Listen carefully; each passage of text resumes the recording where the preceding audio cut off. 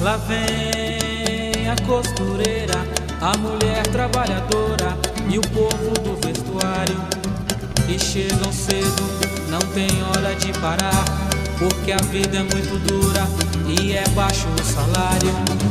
E tem patrão e só pensa em produção e não quer reclamação, nunca fala em registrar. Mas nossa gente com isso não está contente, pois quer tudo diferente e por isso vai lutar. O sindicato é quem procura a solução, defendendo o empregado da ganância do patrão. O sindicato é quem procura a solução. Olá, amigos e amigas, começamos esse programa Vestuário em Foco, programa do Sindicato dos Trabalhadores na Indústria do Vestuário de Nova Friburgo e região. Nosso sindicato fica ali na Avenida Alberto Braune, número 4, sala 116, é um prédio bem em frente à Caixa Econômica Federal. Nosso telefone é 2522-6597, nosso e-mail stivnf@gmail.com ou nosso Facebook Sinditrab Vestuário de Nova Friburgo. O horário de funcionamento do sindicato é de segunda a quinta-feira, de 8 às 11 e de 13 às 18 horas. Na sexta-feira, de 8 às 11, de 13 às 17 horas, porque todas as empresas também fecham cedo na sexta-feira.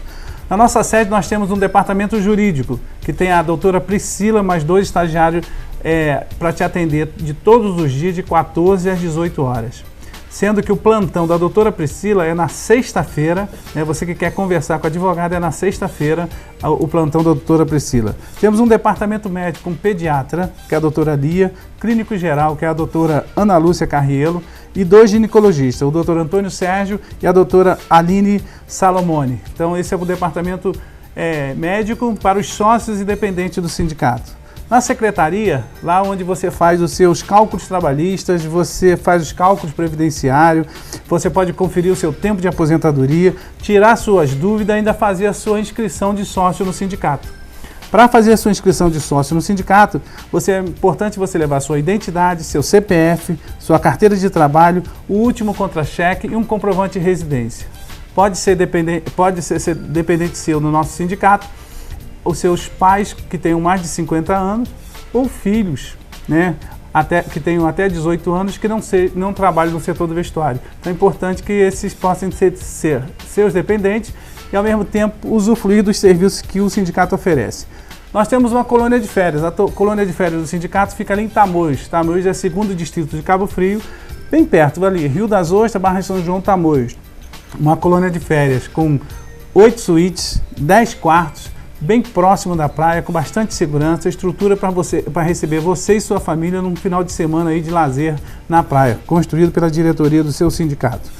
Pode utilizar as dependências da colônia, o sócio do sindicato e seus dependentes, aquele trabalhador também que tem aquela contribuição assistencial, que hoje são R$ 9,00 no seu contra-cheque, pode ir para a nossa colônia também, e os sócios do sindicato dos têxteis, metalúrgico, do CEP e dos químicos. Né? Basta você procurar a secretaria dos seus sindicatos, que você pode usufruir lá da nossa colônia. Então é importante que você tenha aí ciência que o sindicato está trabalhando para você. Além da luta do dia a dia, oferece uma gama de serviços para você. Nós temos alguns parceiros que estão com a gente há bastante tempo, que é importante você saber, você que é sócio do sindicato, ou você tem aquela contribuição assistencial, pode usar os serviços dos nossos parceiros. A Dental Prev. Dental Prev faz um serviço de odontologia. Todo serviço de odontologia, a Dental Prev é parceiro nosso. O Laboratório Biogram está com a gente há muito tempo, você faz seus exames de laboratório ali no Biogram, também parceiro. A Unimed, o GS, o Plano Global de Saúde do GS também é parceiro nosso. A Ótica Vista Preciosa, o curso de Informática Inova, que fica lá na sede do Sindicato dos Têxteis, a Estética Zen, né, que faz todo o seu trabalho de estética, de fisioterapia também, a Estética Zen, a Babelli, que a gente fala que é o centro de tricoterapia, né, que cuida do seu cabelo, da sua pele, ali no centro da cidade. A Depil Belas é um salão em olaria, que você pode usar também os serviços. A Universidade Estácio de Sá, Universidade Cândido Mendes e Unopar também são parceiros nossos. Né? Temos ainda um contrato agora com o Dr. Eduardo Cardoso Saiba, que é cardiologista, que atende também os associados do nosso sindicato. Nós temos convênios em colégio, farmácias, que para que você, trabalhador do vestuário, tenha uma gama de serviços. Então é importante você ser sócio do sindicato, usufruir desses serviços e ainda contribuir para a luta. Se você não pode visitar a sede do nosso sindicato, liga para a gente, 2522-6597, que a gente vai até a empresa que você trabalha, onde que você combinar com a gente. O sindicato é quem procura a solução. Olá a todos os trabalhadores do vestuário, estamos convocando a todos vocês para o dia 23 de novembro, às 18 horas, para a Assembleia de Prestação de Contas, do qual é muito importante cada um de vocês participarem. Vocês pagam a contribuição ao seu sindicato e tem que saber exatamente onde é que está sendo aplicado o seu dinheiro. E esta Assembleia é para isso, para que vocês saibam o que foi arrecadado e onde está sendo aplicado cada real que você aplica neste sindicato. Então, estamos convocando a cada um de vocês para estarem presentes no dia 23 de novembro, às 18 horas, na Assembleia de Prestação de Contas. Participem! É muito importante você saber onde você aplica e onde é gasto o dinheiro. O sindicato é quem procura a solução, defendendo o empregado da ganância do patrão.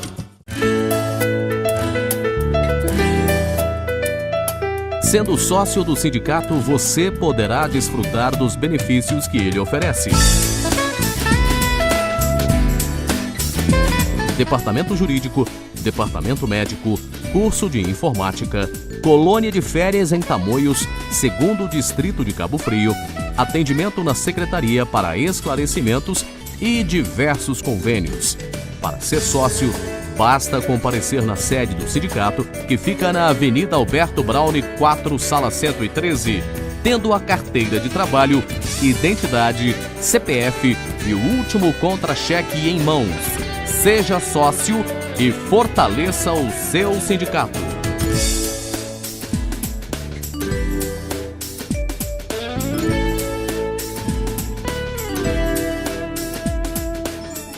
O sindicato é quem procura a solução, defendendo o empregado da ganância do patrão.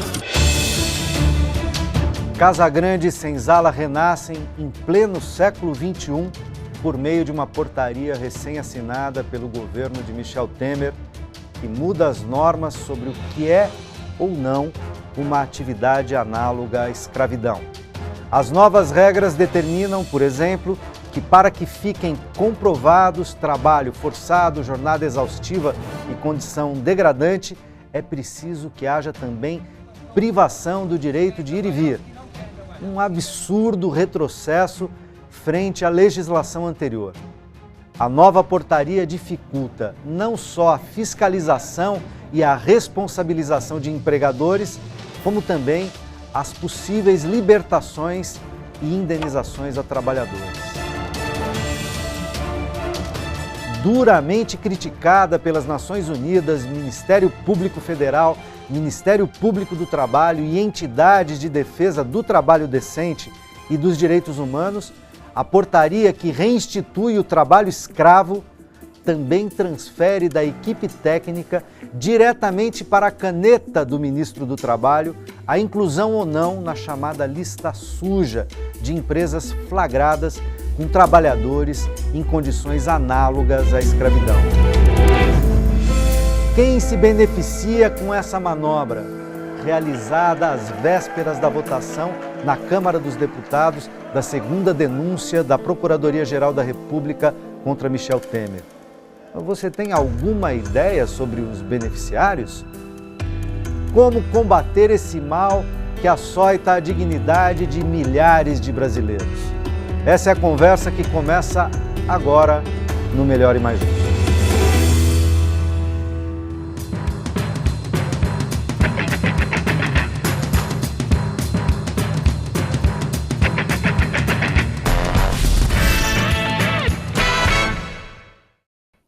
Olá, bem-vindo ao Melhor e Mais Justo. Para falar sobre esse assunto, estão aqui hoje comigo Lilian Arruda, coordenadora de pesquisa do Instituto Observatório Social, e Marcelo Paloni, presidente da Amatra 15, Associação dos Magistrados do Trabalho da 15ª Região. Bem-vindos. Obrigado. No Brasil, a escravidão contemporânea ainda acorrenta a vida de milhares de homens, mulheres, crianças ao trabalho degradante. Quais os impactos que a flexibilização do conceito de trabalho escravo pode trazer, ou vai trazer para o Brasil, que era, aliás, uma das referências internacionais no combate a esse tipo de trabalho? Vou começar com as damas, viu, Marcelo? Claro. Lilian. De acordo. Essa flexibilização, como o conceito de trabalho escravo, ele está no Código Penal brasileiro, né? Ele é embasado, ele tem 4 pilares, né? Que é o trabalho degradante, a jornada exaustiva, né? O trabalho forçado. Então, a partir do momento que, se você utiliza a portaria, ela utiliza apenas, né? Você pode considerar o trabalho degradante, a jornada exaustiva, o trabalho forçado, mas também a condição de que você está preso naquele lugar, né? Está impedido de ir e vir. Está impedido de ir e vir, né? Então, pelo Código Penal, você pode utilizar uma ou duas desses 4 pilares, mas pela portaria não. Só se houver os 4, ou só se você não puder sair do lugar, né? Que é considerado trabalho escravo. Agora, a gente sabe que tem certas situações que muitas vezes o trabalhador ele está nessas condições, não há uma pessoa ali, por exemplo, com uma arma ou com alguma impedindo ele de sair dali, mas ele não consegue sair dali. Ou ele está muito longe, ou ele está a 200, 300, 500 quilômetros de um local, de qualquer lugar, né? Ele está com... Ou ele não tem condições mesmo de sair dali, ou ele se sente numa situação que ele adquiriu uma dívida ali, ele está endividado para com o patrão, é uma dívida entre aspas. Então ele se sente na situação, tem casos assim, né? Então tem relatos de fiscais do trabalho que falam isso, que eles vão libertar aquela pessoa, mas ela fala, não, mas eu tenho uma dívida com a pessoa que está me empregando, então eu não posso sair daqui, né? Ou tem casos assim, também na cidade de São Paulo, né? Eu escutei um relato de uma pessoa que, numa oficina na cidade de São Paulo, com trabalhadores e trabalhadoras bolivianos trabalhando ali, não existia absolutamente ninguém ali cerceando deles irem embora ou não, trabalhando várias horas por dia, em condições horríveis, a família morando junto com as pessoas ali, né, com o bebê andando, bebê de 1 ano engatinhando no meio das máquinas de costura. Aí, mas por que você não sai daqui? Eu não tenho condições de sair daqui, né? Eu não tenho para onde ir, né? Eu não tenho condições, eu não tenho dinheiro, eu tenho que ficar aqui, né? Então, aqui essa portaria, ela utiliza um conceito de trabalho escravo que é do século XIX, quando existia o trabalho escravo de direito no Brasil, né? Ou seja, antes da Lei Áurea. Sim, que as pessoas elas eram propriedade, né, do senhor. Aqui não, elas não são propriedade do senhor, mas elas não têm condições de sair daquela situação de trabalho escravo. As correntes continuam correntes, embora invisíveis. Invisíveis, né? A gente não exatamente. vê as correntes, mas elas estão lá, né? Então, aqui, você falou bem, essa coisa da corrente. Essa portaria que ela considera como um trabalhador escravo? Aquele que tem corrente. E a gente está num outro momento que é a escravidão contemporânea, que não existe essa corrente física, mas existe outros tipos de corrente que ele não consegue sair daquele de lugar. Coação, constrangimento, enfim. Constrangimento. Marcelo, entra na conversa, bem-vindo. Queria ouvir também tua análise de o que é isso, porque é algo inominável que talvez alguns meses atrás a gente não imaginasse que pudesse voltar a nos assolar de um lado, e ao mesmo tempo isso terá consequências se for adiante. O que é isso e que consequências isso trará, que feridas isso produzirá num Brasil já tão ferido, né? Eu agradeço o convite, Tuto, a Lilian pelo prazer da companhia. Realmente, como disse a Lilian, né? É um grande retrocesso, né, na conceituação do trabalho escravo.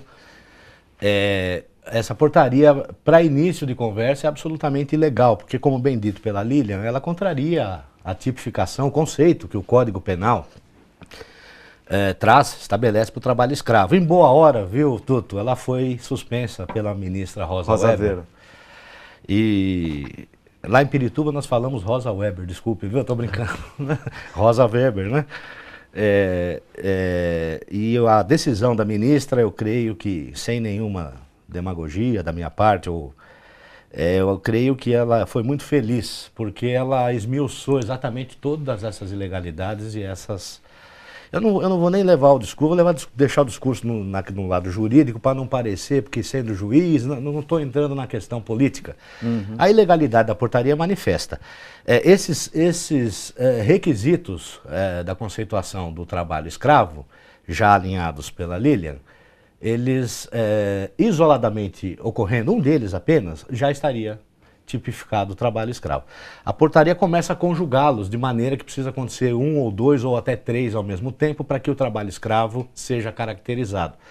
E isso é muito difícil, né? E além de trazer condicionantes para caracterizar, ou seja, para o fiscal do trabalho e lá o auditor fiscal e poder autuar o empregador que abusa dessa forma do seu trabalhador, essas condicionantes não acontecem ao mesmo tempo. E é muito difícil que ocorram 2, 3 ao mesmo tempo. Por exemplo, a questão do cerceamento ao uso dos meios de transporte para a livre locomoção do trabalhador. Eles condicionam isso ao isolamento geográfico da região onde ocorre o trabalho. Isso pode ou não ocorrer. Foi exemplificado aqui trabalhos de bolivianos aqui em São Paulo, no Bom Retiro, Bom Retiro, salvo engano, que não tem nada de isolamento geográfico. No entanto, estavam lá numa casa lá, numa condição subhumana de sobrevida, que não é de vida, é de sobrevida, vivendo dezenas, não sei, vários, não lembro, não saberia dar dados exatos, mas numa condição subhumana, nenhuma higiene, nenhuma possibilidade de vida digna, de condições de descanso, né, sanitários, né, e não estavam em nenhum isolamento geográfico, né. Isso, portanto, ele afronta, ele ofende a dignidade do ser humano, a dignidade humana, que é a razão de existência da vedação ao trabalho escravo. Isso vem já de mais de século. O Brasil vem caminhando, né, com vagar, porque são décadas caminhando no sentido de extirpar essa chaga da nossa sociedade, o trabalho forçado, o trabalho em condição análoga à servidão, à escravidão, desde pelo menos 1930, né? Com a portaria 29. E teve, como você bem disse, Tuto, um avanço importante, reconhecido mundialmente até, no combate a essa situação degradante, né? Embora tenha sido condenado também, foi o primeiro país condenado pela Corte Interamericana de Direitos Humanos por trabalho em condição análoga de escravo, no caso da Fazenda Brasil Verde, se eu não me engano o nome, né? Mas, de qualquer forma, essas medidas que vinham sendo adotadas, essa tipificação nova no Código Penal, as portarias anteriores a essa, que foram por essa revogada do Ministério do Trabalho, que permitiam a fiscalização do trabalho, uma atuação mais incisiva na prevenção e no combate, foram reconhecidas mundialmente como ações dignas de elogio pela comunidade internacional, o que é bom para as empresas brasileiras. Empresas que exportam, empresas que são muitas, empresas idôneas, bem intencionadas que exportam, necessitam dessa imagem de que aqui no Brasil praticamos o trabalho digno, que cuidamos do meio ambiente. Muitos países estão exigindo esse selo verde, como se diz, né?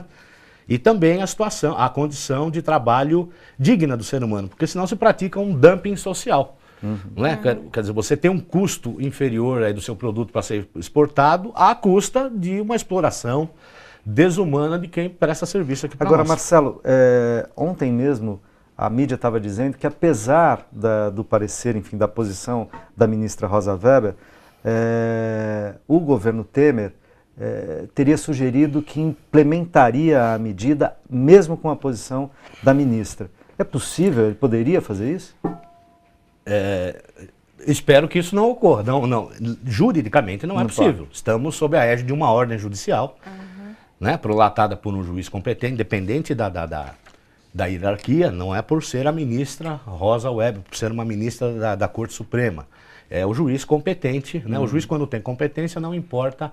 Competência seria o poder de julgar, né? A primeira instância, a segunda instância. No caso, a competência direta aí foi da ministra por ter sido uma arguição de descumprimento de preceito fundamental. Quer dizer, é um nome extenso aí, mas é um remédio jurídico que ele é ajuizado diretamente no Supremo Tribunal Federal. Competência inicial, originária, é lá. Portanto, facilitando aí a resposta, simplificando. Não é possível juridicamente. Esperamos que isso não possa ocorrer. Não sei qual seria, porque seria uma desobediência, não só civil, mas seria, na verdade, derruir, de acabar de vez com o respeito aos poderes constituídos, né, Tuto? Bom, talvez quero crer que isso não ocorra. Tenha sido só um blefe, porque tinha a votação ontem da denúncia e tal, e parece que esse foi um dos... a portaria era uma das faturas a ser pagas pelo governo Temer para não correr a denúncia e dizer que talvez implementasse assim, talvez era para garantir que a bancada do agronegócio votasse fortemente. Mas li alguma coisa nos sites de internet, sim. Inclusive, eu li, não estou falando que proferiu essa frase ou não, mas li que talvez o próprio ministro do Trabalho teria dito que será implementado. Não sei se isso aconteceu. O que eu posso lhe dizer, na condição de quem trabalha no judiciário, é que nós esperamos que o Estado de Direito se mantenha, né? Porque, do contrário, como vamos exigir aí da população, de cada um de nós, ou do cidadão comum, quando eu digo cidadão comum, aquele que, todos nós, na verdade, né? Que compramos a lei, né? Não vejo, mas talvez não devesse falar o que eu vou falar, mas, como diz a comediante lá, vou falar. Nada mais nos surpreende, viu, Tuto?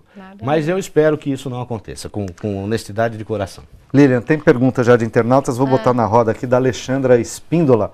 Ela pergunta, as grandes empresas que mantêm trabalho escravo só levam multa? Há outras punições para esse crime? Tem a expropriação também, para quando é descoberto o trabalho escravo. E tem também a lista suja, né, que é um instrumento muito importante para as empresas.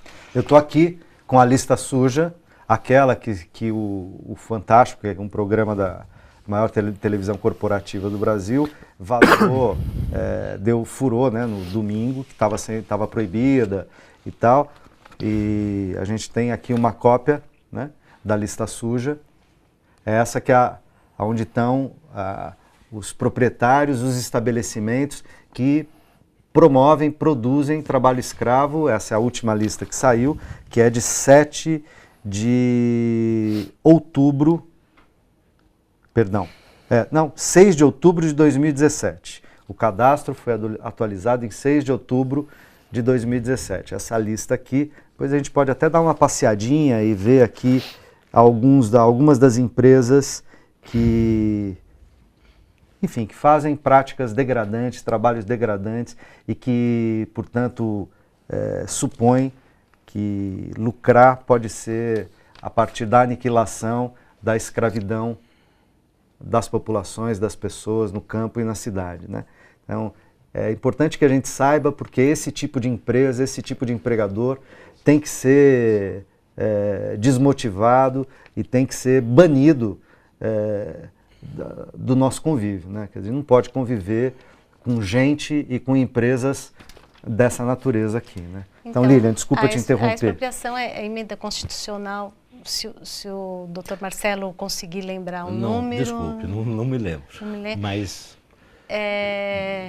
E a lista suja, ela é um instrumento administrativo e ela é muito importante. Bom, o governo Temer, ele tem meio que sonegado essa lista suja, né? E ele ficou um tempo aí sem publicar a lista suja, precisou então uma decisão do Supremo para que ele publicasse essa lista suja, né? A portaria, ela tinha um dispositivo, a portaria que... Essa que restitui, reinstaura o trabalho escravo. Que reinstaura o dispositivo que a lista suja, ela passaria pela mão do ministro, o que é um absurdo também, porque ela é um instrumento administrativo, feita pela Secretaria de Inspeção do Trabalho, pela CIT, e um instrumento muito interessante, né? Então, as pessoas, as empresas ou pessoas físicas que estão na lista suja, elas não têm o direito de, por exemplo, pegar um empréstimo no banco público, né?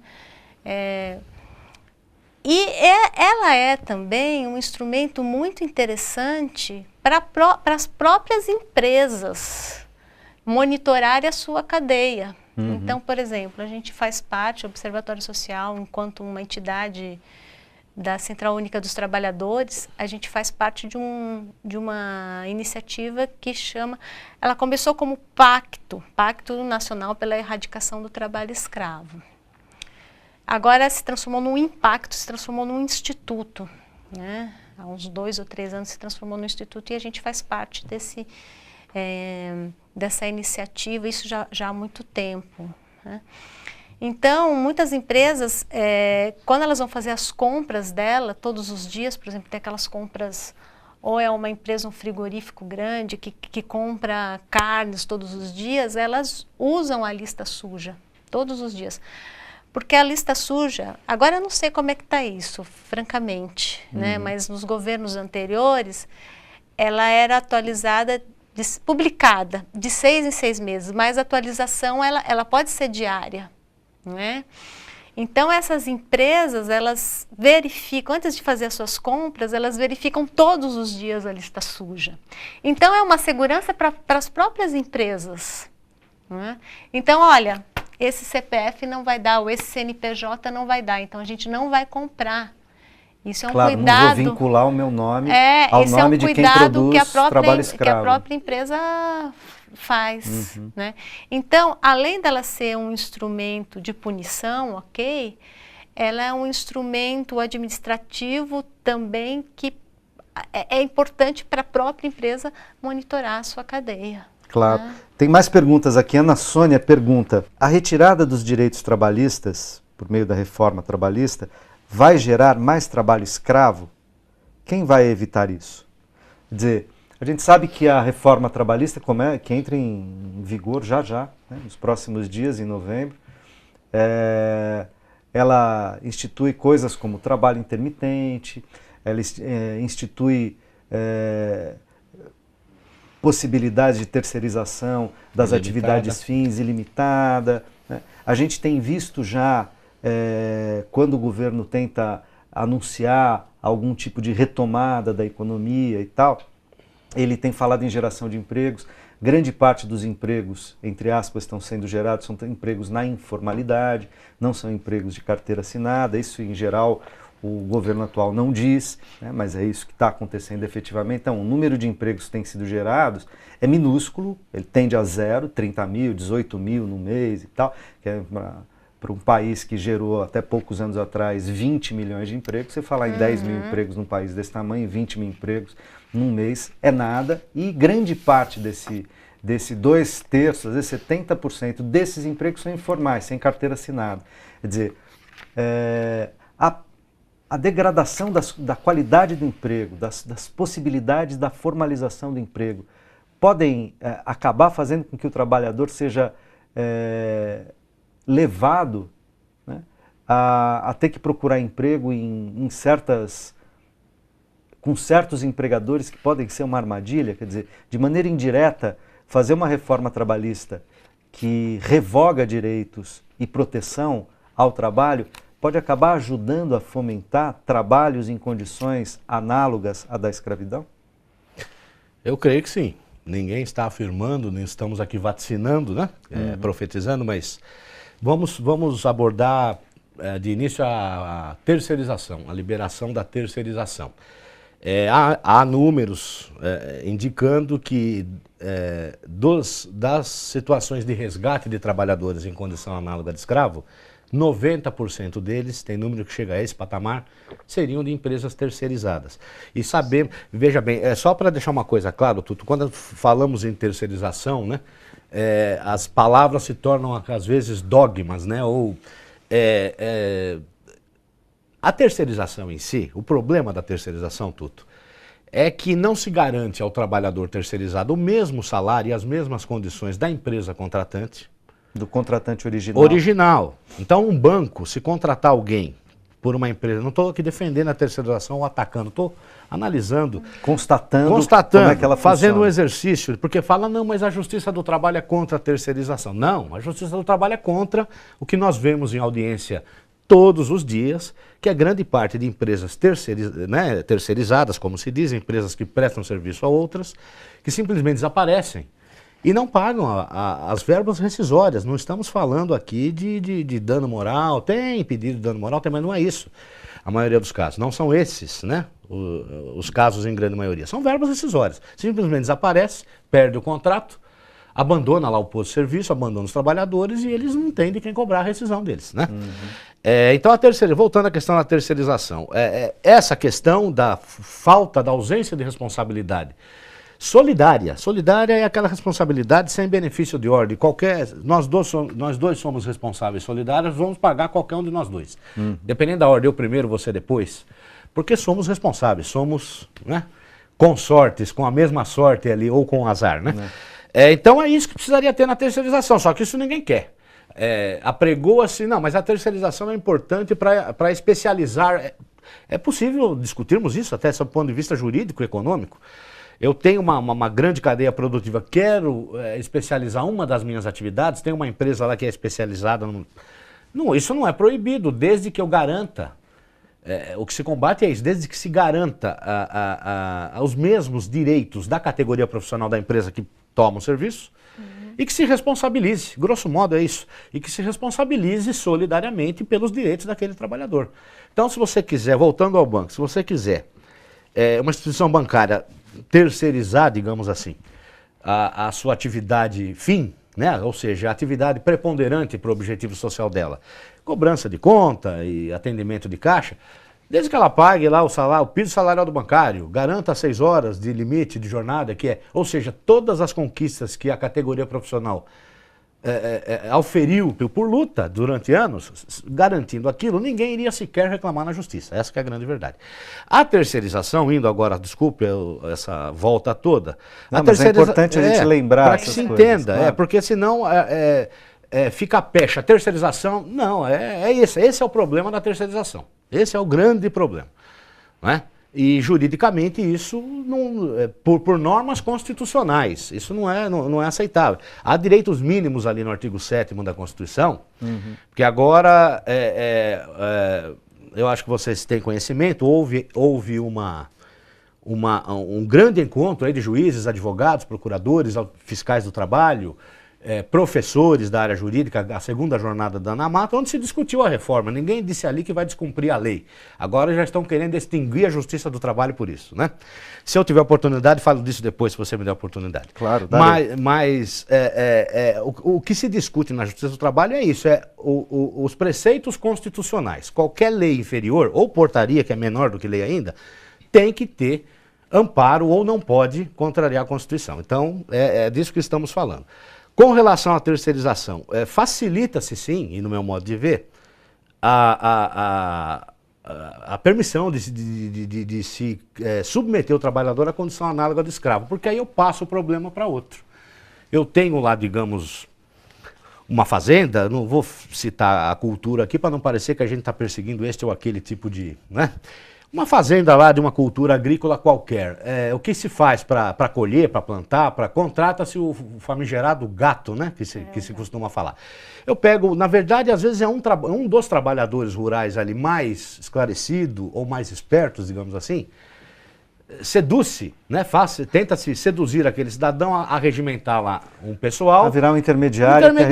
Mas então ele passa a ser vendido, digamos assim, faça-se dizer no meio ali que ele é o patrão, mas na verdade ele não tem potência econômica nenhuma para ser patrão, ele é um trabalhador. Ele é um preposto do fazendeiro. Então, esse tipo de terceirização facilita muito a servidão do trabalhador, porque a responsabilidade acaba não sendo minha. Não, eu não tenho nada com isso. Quem contratou foi o cidadão fulano de tal, não é? Então, a reforma trabalhista, ela pode sim abrir o flanco aí para que a incidência de trabalho em situação análoga de escravo venha a ocorrer. O trabalho intermitente é outra, com todo respeito aí, me desculpem a palavra, mas eu tenho que dizer essa palavra. É uma aberração, no meu modo de ver, né? Porque você coloca o trabalhador numa situação de que ele tem que ficar à disposição, praticamente, do empregador, aguardando que o chame para trabalhar, né? Ah, não, mas se ele não chamou, ele pode trabalhar em outro lugar. Mas como é que você fica? Então imagine você, Latuto, você tem um contrato de emprego, pior não, ou melhor, não sei se é pior ou melhor, você vai ter um contrato de emprego com isso. Então, vão poder usar esse argumento de que o desemprego diminuiu.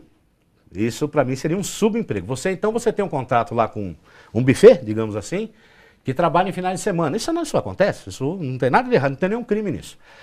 Mas aí você tem que esperar o empregador lá te chamar para você saber se vai trabalhar ou não. Então, você fica aguardando ali, né? Ele te chama com 3 dias de antecedência. Se ele não te chamar, você não vai ganhar. Aí você vai fazer o quê? Se ele te chamar... Você é obrigado a ir. Você não é obrigado a ir, mas você teria que recusar. Se você disser que vai e não for sem justificativa, a lei diz que é injustificadamente. O que é justificadamente ou não, teríamos que ver. Você é que paga, você trabalhador é que pagaria 50% de multa do valor daqueles dias que você deixou de ir. Ou seja, dependendo das circunstâncias, você pode ficar à disposição com um contrato formal e ao fim do mês de trabalho pagar para o seu empregador. Isso é possível. Claro, nós estamos indo no extremo, mas é possível. Isso não pode sequer ser possível, Tuto. Não, Lilian, isso é para lá da aberração. Já disse alguém aí, eu vou me valer das palavras de alguém que já disse, que é o rabo abanando o cachorro, né? Desculpe a falta de originalidade, mas esse é o caso do rabo abanando o cachorro. A gente está invertendo completamente, né? Então, e outra, só para deixar bem claro, esse trabalho parcial já é possível, já de algum tempo, mesmo antes do próprio Instituto do Trabalho Parcial, você pode contratar o trabalhador por hora, por dia, você pode até pagar o salário mínimo por hora. Então, se o cidadão trabalhar 4 horas por dia, ele pode ganhar metade de 937, né, que é o salário mínimo. Desde que contrato, olha, são essas 4 horas. A própria lei do salário mínimo, isso há uma discussão na jurisprudência, mas a maioria dos juízes entende que é possível pagar. Divide lá o salário mensal pela quantidade de horas mensais, salário por hora, você paga as horas trabalhadas. Só que nas outras 4 horas, ele está livre. Ele pode arrumar outro emprego, ele pode fazer uma faculdade, aí sim ele pode. E outra, aquelas 4 horas contratadas, ele vai ganhar. Se ele chegar lá no suposto buffet, olha, hoje não tem trabalho. Bom, mas eu estou à disposição, meu salário é devido. Tá. Até porque garantido. Garantido. Ele precisa programar, ele precisa saber se vai conseguir pagar a conta. Ele precisa, não é? Não, a São gente está vendo. questões. A gente está vendo, eu preciso fazer o nosso intervalo, porque a gente já estourou o tempo para variar. E a gente já volta, a gente está vendo a situação surreal, kafkaniana a nossa situação brasileira no atual momento.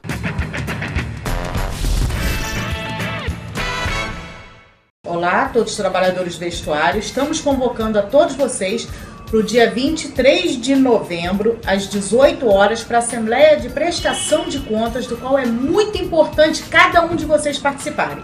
Vocês pagam a contribuição ao seu sindicato e tem que saber exatamente onde é que está sendo aplicado o seu dinheiro. E esta Assembleia é para isso, para que vocês saibam o que foi arrecadado e onde está sendo aplicado cada real que você aplica neste sindicato. Então, estamos convocando a cada um de vocês para estarem presentes no dia 23 de novembro, às 18 horas, na Assembleia de Prestação de Contas. Participem! É muito importante você saber onde você aplica e onde é gasto o dinheiro. Lá vem a costureira, a mulher trabalhadora e o povo do vestuário. E chegam cedo, não tem hora de parar, porque a vida é muito dura e é baixo o salário. E tem patrão que só pensa em produção e não quer reclamação, nunca fala em registrar. Mas nossa gente com isso não está contente, pois quer tudo diferente e por isso vai lutar. O sindicato é quem procura a solução, defendendo do patrão.